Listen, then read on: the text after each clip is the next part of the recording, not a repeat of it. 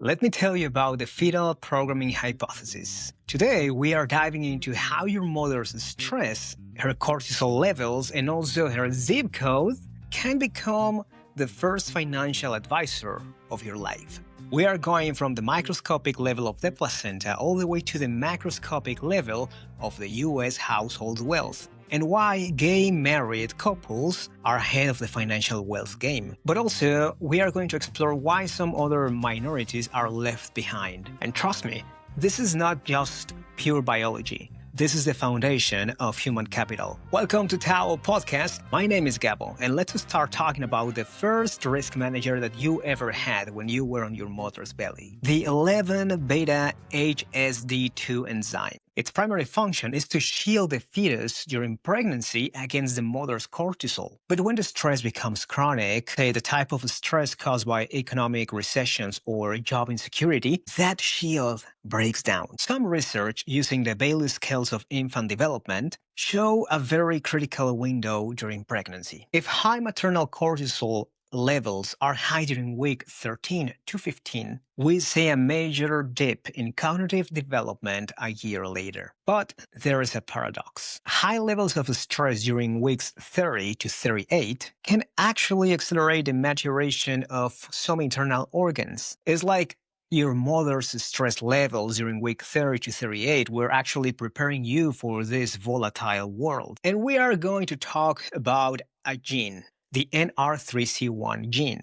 And through a process called methylation, this gene can log your stress response level to a high alert for life. So let's say that you are the type of investor that panics during a dip in the market, and then you rush to sell all your assets. You may not be reacting to the market. You may be reacting to your nature, a cellular blueprint that was laid down decades ago. But before we get into the aspect that talks about money on this research, let's address a few interesting points. For example, the Johns Hopkins study. This study suggests that severe heartburn during pregnancy is directly linked to babies with more hair. You may have heard this from your grandmother or your mother, and you may be questioning whether or not that is true. Well, let me tell you, that is true. But there's a more controversial theory, the neurohormonal theory. Some research indicated that androgen levels during week 8 to week 12 during pregnancy could actually influence sexual orientation. While this statement is fascinating,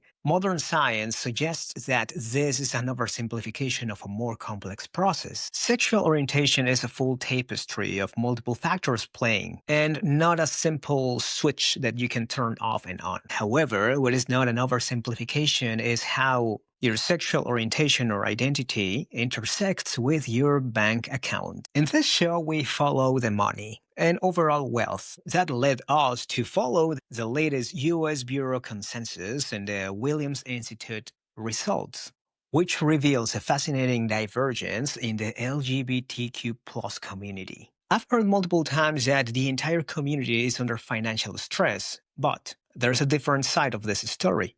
Married gay male couples are actually ahead of the money race. They have become the economic powerhouse of the US. With a median household income of about $142,000 per year, they significantly outperform the $125,000 that represent a median of heterosexual married couples. This is referred as the DINK effect, double income and no kids. But there is a massive disadvantage for a different sector of the community. While married male gay couples have about 2.7% of poverty, the transgender community is facing an economic crisis. Nearly 21% of the transgender community face economic challenges, even poverty. And they are about 4 times more likely to make less than $10,000 per year. So think about this. When we talk about socioeconomic determinants for health, this is it. One group is primed with compounding wealth, while the other sector is facing a structural cortisol spike every single day.